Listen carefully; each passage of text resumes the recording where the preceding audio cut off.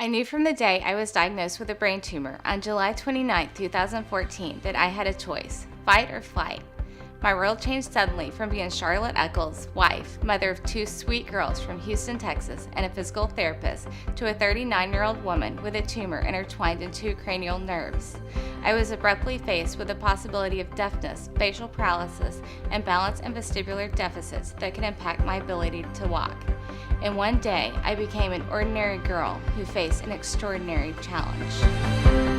If I told you my story, you would hear hope that wouldn't let go. I was no longer the physical therapist who fiercely advocates for children with special needs to overcome adversity with determination and perseverance. I was no longer the advocate for orphans from the Kipsongo slum to believe in themselves in spite of the perils of poverty. I was now the patient. In August 2014, I underwent a complicated surgery that saved my hearing but left me with facial paralysis and a severed balance nerve, resulting in significant balance and coordination deficits. My journey through recovery represents one of courage, hope, faith, determination, and downright true grit. I transitioned into a program designed for patients with neurologic injury under the care of physical therapist and trainer Jonathan Parr, an American Ninja Warrior and owner of JPAR Fitness. My rehab worked in conjunction with my current trainer, Sam Sand. I have been overwhelmed by my experiences at Iron Sports that have strengthened my body, heart, and mind.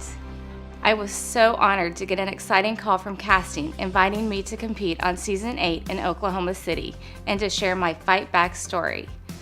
Unfortunately, just 5 days before competing, I sustained a major knee injury during training. It felt devastating but not defeating because my journey thus far was enough preparation for another fight. I wasted no time to start knee rehab while continuing ninja training. In fact, I was climbing the invisible ladder before I was even able to walk without crutches. Whether it's my children, the children in Africa, or my patients, I strive to instill in them the attitude to never give up and reach beyond their grasp. My challenge during recovery was not to simply survive the waiting, but to grow in the midst of the waiting.